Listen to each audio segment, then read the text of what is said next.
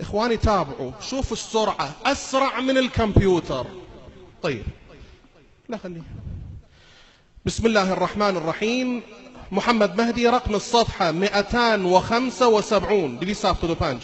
ما هي السورة؟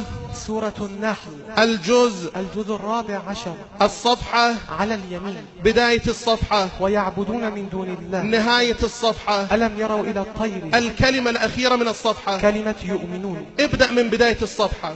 بسم الله الرحمن الرحيم.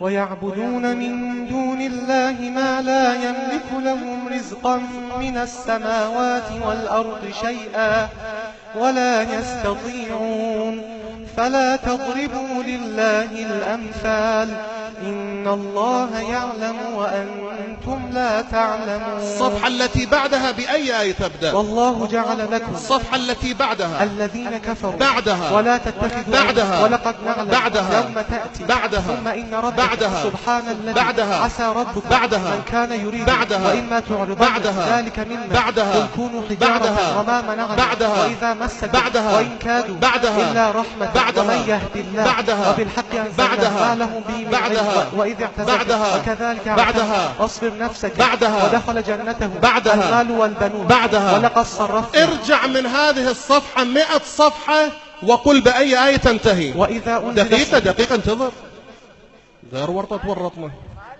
طيب نعم سيدنا مولاي. الجمهور